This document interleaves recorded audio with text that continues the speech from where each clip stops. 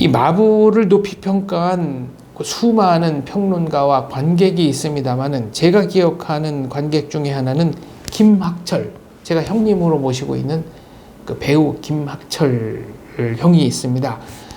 그래서 본인은 무수한 영화를 봤다. 그런데 이 마부만큼은 잊혀지지 않는다라는 얘기를 했습니다. 왜 잊혀지지 않는가?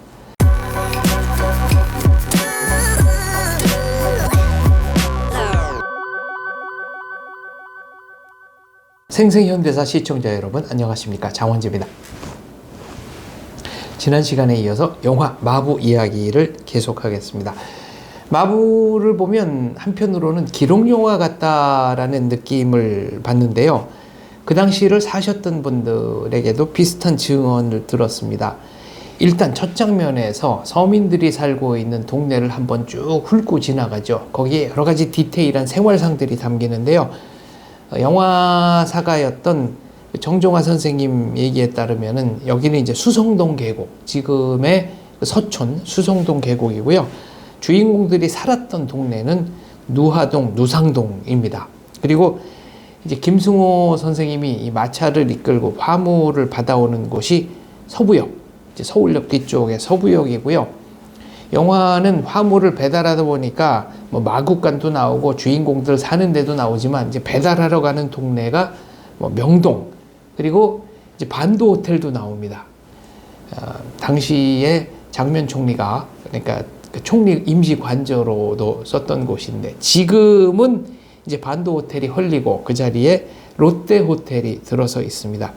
서소문 고가차도 아마 우리나라에서 제일 먼저 만들어진 고가차도가 아닐까 싶은데 이제 고가차도도 나오고요.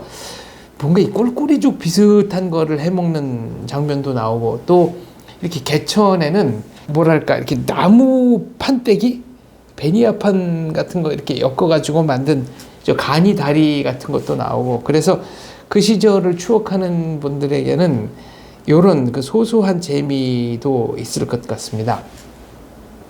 이제 마부 김승호에게는 사남매가 있습니다. 이남 이녀입니다. 장남인 수업, 이름이 수업인데요. 장남은 신용균. 당시에는 이제 고시에 3번 떨어지고 어디 취직 자리가 없을까, 현실이 녹록지 않다라고 고민하는 그 장남이죠.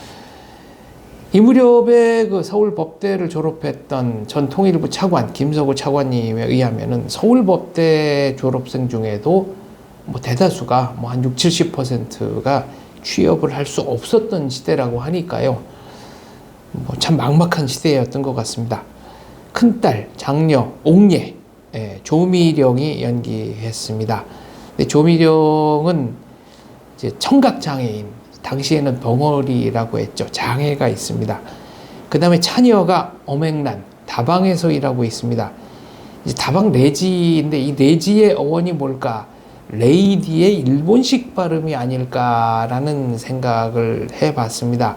이제 이 얘기를 하자면 또 길어지는데, 영국이나 미국에서 레이디라고 하면은 지금 우리 감각으로는 좀 귀족 부인에 가깝습니다. 그리고 이제 우리가 뭐 미스 김, 야 미스 리, 한때는 이제 이런 식으로 야 미스터 김 이런 식으로 불렀지 않습니까? 그런데 미스 혹은 미스터는 우리로 보면은 누구누구 씨, 누구누구 님이라는 존칭에 좀 가깝습니다.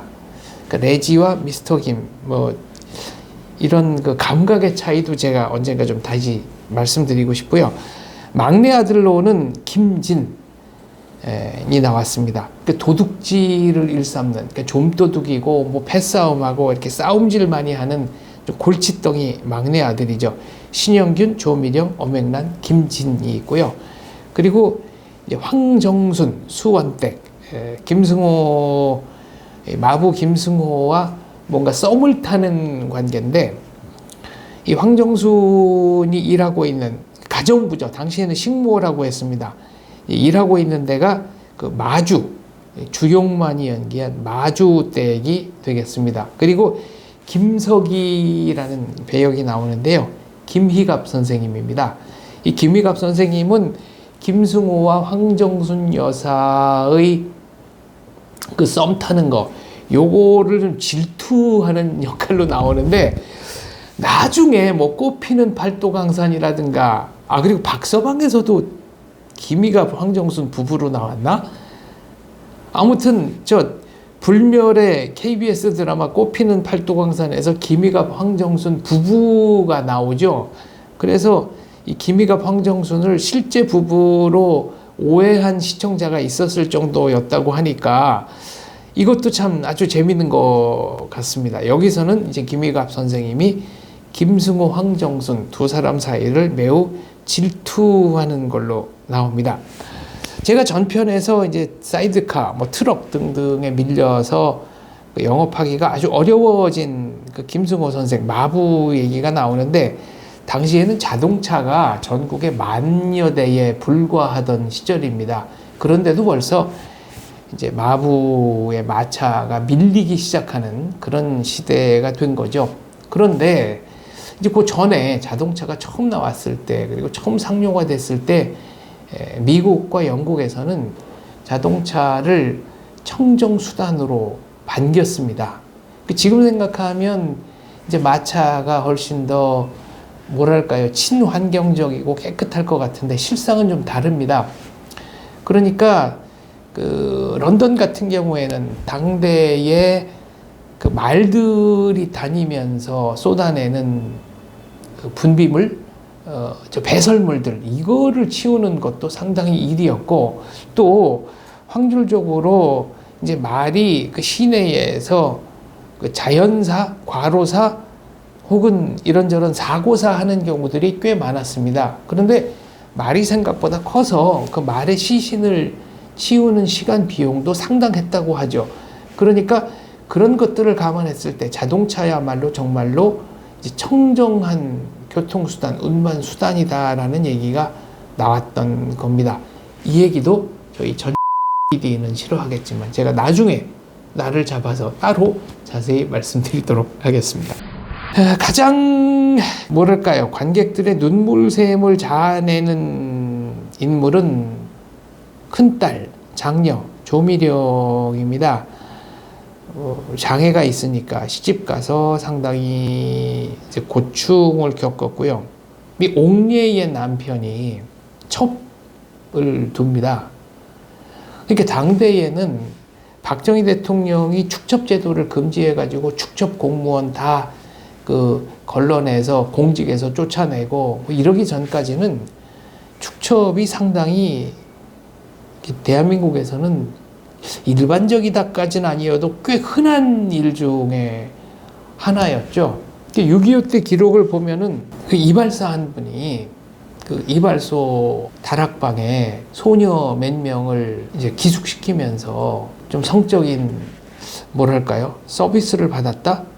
그런데 오히려 이 소녀들은 오갈 데 없는 자기들을 먹여주고 재워주고 그것만 해도 감지덕지해서 그 이발사에게 매우 감사했다라는 6.25 당시 기록도 있습니다. 그러니까 축첩이라는 것이 이게 그렇게 뭐 또 그 뭐랄까요, 뭐 악이다, 뭐 나쁘다 그런 인상을 당대에는 갖고 있지 않았던, 그 지금과는 완전히 기준이 달랐던 겁니다. 그래서 저는 축첩제도를 혁파한 것 하나만으로도 박 대통령은 우리나라 그 여권 신장에 지대한 공헌을 한 분이다라고 생각을 합니다.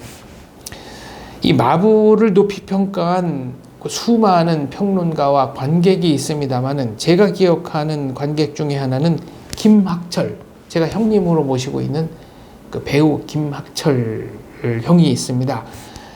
부모님이 이제 대전에서 솔가를 해가지고 경동시장에서 이제 장사를 하셨다고 하죠. 그래서 이제 경동시장에서 장사를 하다 보면은 그때 영화사가 그 포스터를 붙이지 않습니까? 이제 가게 옆에다가 포스터를 붙이면은 그 포스터를 붙이는 대가로 포스터권이라 그래가지고 포스터 귀퉁이를 이렇게 이제 잘 나가면 영화관, 이제 재개봉관이죠.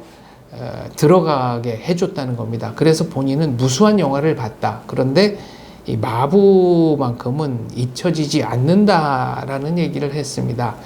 왜 잊혀지지 않는가? 분명히 슬픈데 그 슬픔이 질척거리지 않는 슬픔이었기 때문에 그렇다. 그래서 자기는 김승호의 연기를 따라하고 모방하고 그것이 자기의 그 어린 시절, 그러니까 중고등학교 시절, 휘문고 시절의 연기 수업의 하나였다라고 합니다. 김학철 형은 이렇게 묘사를 하더군요. 가장 자기가 인상 깊은 대목이 이제 옥례가 그 남편한테 맞고 친정으로 이제 쫓겨옵니다. 근데 아버지 김승호가 이 조미령, 장녀 옥례를 다시 보내죠. 근데 옥례가 한강에 투신자살합니다. 그래서 그 시신을 안고 이제 들어오는 장면이 있는데 거기서 김승호의 유명한 대사가 나오죠. 야 이년아, 내가 가서 살라고 그랬지 가서 죽으라고 그랬냐. 근데 그 대목을 분명히 슬픈데 슬픔에 질척거리지 않고 대사를 또박또박 분명하게 전달하면서도 감정 과잉이 되지 않는다는 겁니다. 당시에 수많은 이제 배우들이 뭐 스타로 명멸했습니다만은 이 김승호 선생에 관해서는 한 가지 얘기를 꼭 좀 더 드리고 싶습니다. 당시에는 영화를 제작하는 비용도 있고 또 시간도 있기 때문에 거의 다 후시 녹음을 했습니다. 그러니까 본인의 목소리가 아니라 성우가 녹음한 경우도 부지기수였는데 김승호 선생님만큼은 이 후시 녹음이라도 꼭 자기의 목소리가 들어가야 한다고 해서 늘 그 자기의 목소리를 영화에 입혔던 그런 배우라고 할 수 있겠습니다. 김승호 선생의 이런 그 장인 정신 저는 상당히 높이 평가하고 또 존경받아야 한다고 생각합니다. 다시 김학철 형 얘기로 돌아가 보겠습니다. 언젠가 그 드라마 촬영 현장에서 김일하 선생을 뵙고 그 김승호 선생님 얘기 그리고 본인이 김승호 선생을 얼마나 존경하는지 쭉 얘기를 했다고 하더군요. 그리고 김승호 선생의 연기를 그 아드님인 김일하 배우 앞에서 재연을 했다고 합니다. 김일하 배우의 반응은 우리 아버지를 이렇게까지 재현해줘서 기억해줘서 정말 고맙다. 그리고 순간적으로 아버지의 연기를 다시 보는 것 같아서 감회가 새로웠다. 정말 감사하다 였다고 합니다. 그 김학철 형은 아버지의 연기를 다시 보는 것 같았다. 그 한마디에 뭐랄까요? 온갖 종류의 감정이 밀려왔고 순간적으로 아주 복받치는 느낌이 들었다고 합니다. 원래 이 한국 영화, 한국 드라마의 핵심은 중요한 데서 딱 끊는 거 아니겠습니까? 하다 보니까 얘기가 길어졌는데 나머지 얘기는 제가 3부에서 마저 이어가도록 하겠습니다. 시청해 주셔서 감사합니다.